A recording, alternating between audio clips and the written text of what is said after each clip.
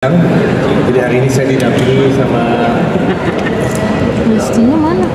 beberapa teman dari Visi, ada Kang Arman Maulana Ketua Umum, Mas Nazril Irham Aril Wakil Ketua Umum, dan tadi ada yang jadi saksi Mas Seni Simorangkir. Jadi pada intinya sebelum pertanyaan kepada teman-teman, tadi kita menghadirkan 2 saksi dan 2 ahli yang intinya adalah menggambarkan bahwa karena polemik ini tadi di depan persidangan Lesti dan Seni bercerita suasana menjadi sangat membingungkan, menakutkan, dan aneh gitu kan untuk para musisi gitu, para penyanyi. Dan tadi 2 ahli kami, satu ahli kita Dr. Irin Laurencia Adrini dari UGM, satu lagi Dr. Akbar Fathada Akbar. Dua-duanya kira-kira menyatakan bahwa memang perlu ada perbaikan di Undang-Undang Cipta supaya keseimbangan terjadi dan ekosistem terjaga dan suasananya kembali normal, tidak lagi menjadi aneh dan menakutkan seperti sekarang. Mungkin itu pengantarnya. Kalau ada pertanyaan mungkin teman-teman bisa langsung tanya ke teman-teman saya yang ada di sini. Kita tunggu Lesti sekalian. Lesti Di ruang tunggu, Pak. Oh maaf, Lesti sudah jalan, dia harus ada kegiatan. Ya. Ada di ruang tunggu, Pak. Masih di ruang tunggu, Pak. Biarin, Pak, kita tunggu aja, Pak, di sini, Pak. Ada di ruang tunggu, Pak. Gas, Pak. Ada, tadi suaminya juga masih ada. Ayo Tilar. Masa iya? Enggak. Sorry, maaf. Masa iya nggak nurut dipanggil Kang Arman? Lesti bisa gabung sini ya sama teman-teman ya. Kayaknya, ya udah, oke. Yang ngumpet. Ya silakan. Yang ngumpet. Ada yang mau pertanyaan? Ya mungkin bagaimana mungkin Lesti Kejora menjadi saksi hari ini. Lesti, langsung. Lesti bisa jelasin soal menjadi saksi hari ini. Iya, alhamdulillah tadi mohon maaf sebelumnya karena tinggi saya SRI. Alhamdulillah yang pasti bersyukur karena tadi berjalan dengan lancar, dan saya juga sangat senang diberikan kesempatan untuk bisa menjadi saksi di sidang Mahkamah Konstitusi. Ya mudah-mudahan apa yang tadi saya sampaikan juga Om Sami sampaikan bisa menjadi pertimbangan yang baik untuk kedepannya gitu. Lesti tadi sempat curhat masalahnya sama Yoni Dores di dalam, terus juga merasa digantung soal status hukumnya gitu. Tapi emang dampak yang didapat apa sih atas konfliknya? Banyak karena kan ya itu kan hal yang tidak baik ya gitu ya. Siapa yang tidak siapa yang nyaman kalau menjadi terlapor terus gitu. Pengennya kan cepat selesai, cepat ada solusi apapun ya. Kalau memang cara penyelesaiannya harus bersilaturahmi ya apapun caranya lah ya. Saya berharap ini cepat selesai itu aja. Dampaknya juga banyak kehilangan pekerjaan juga nggak sih, Les, atau seperti apa, Les? Hanya kehilangan pekerjaan nggak sih dengan adanya seperti itu? Banyak kehilangan pekerjaan.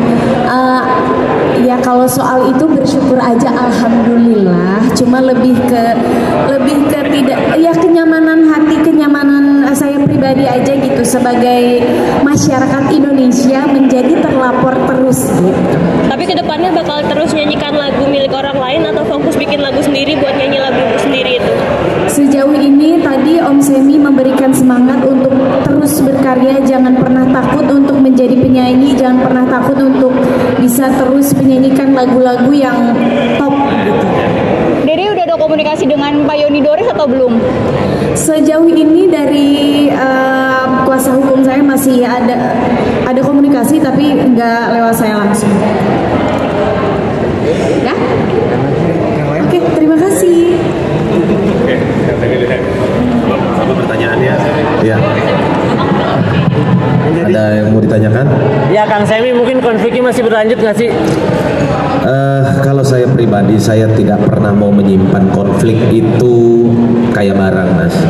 Karena yang namanya kita menyimpan konflik, dendam pribadi, sakit hati itu sama aja kita menyimpan penyakit.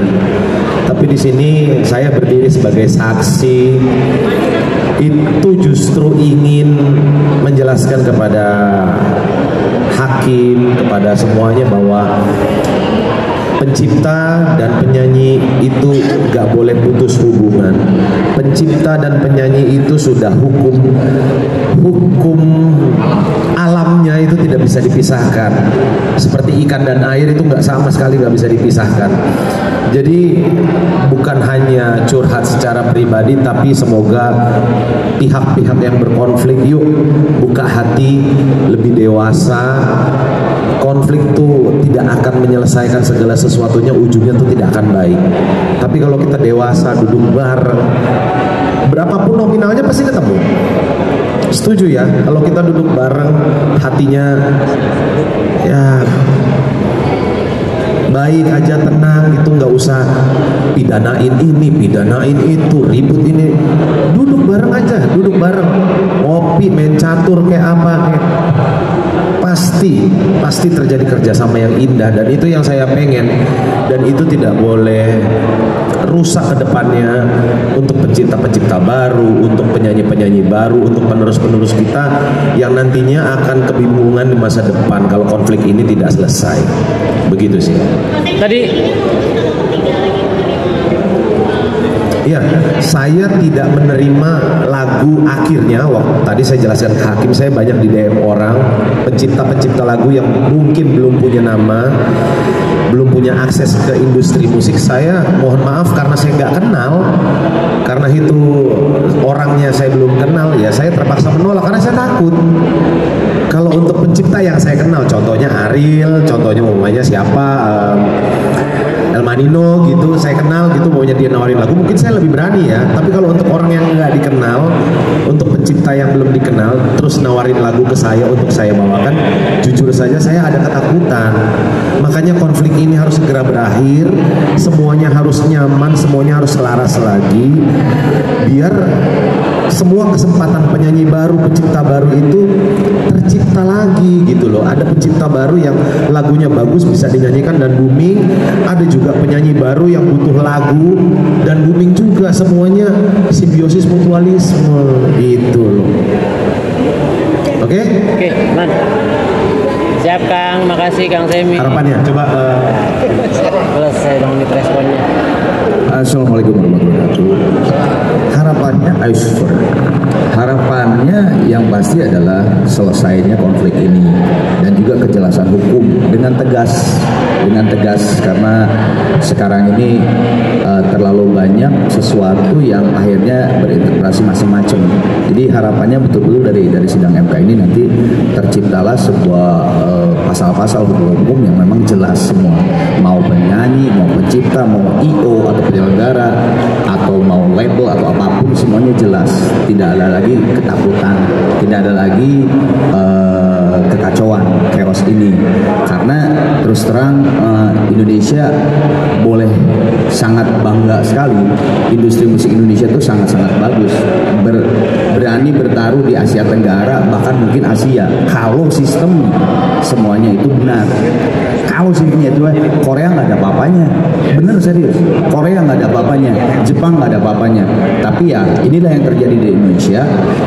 Sistem itu selalu tidak jelas, selalu seperti abu-abu, gray area.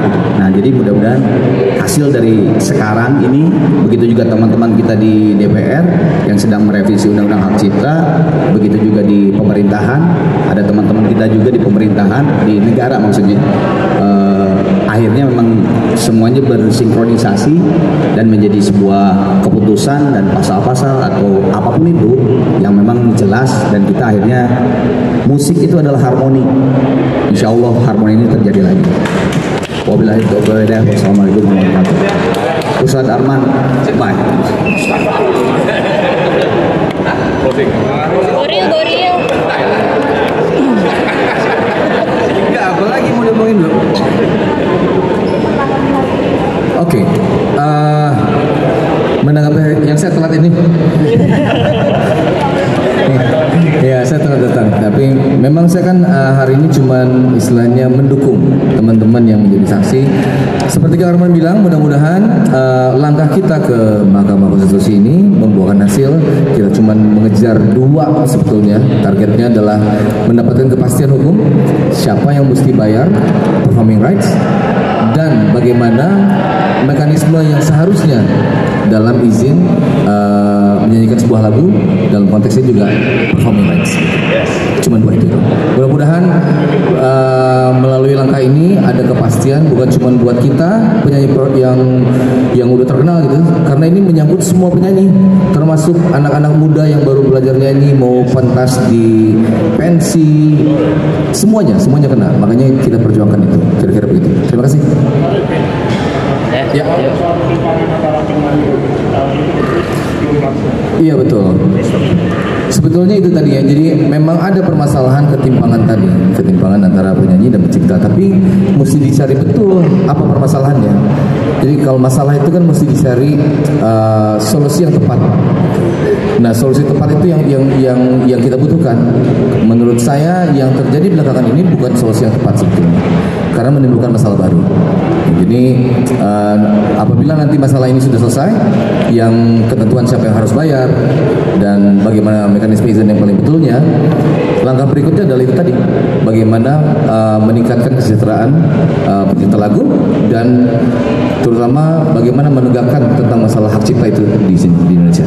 Itu kira-kira. Terima kasih. Thank you. Terima kasih. Terima kasih ya. Gak tahu, sana.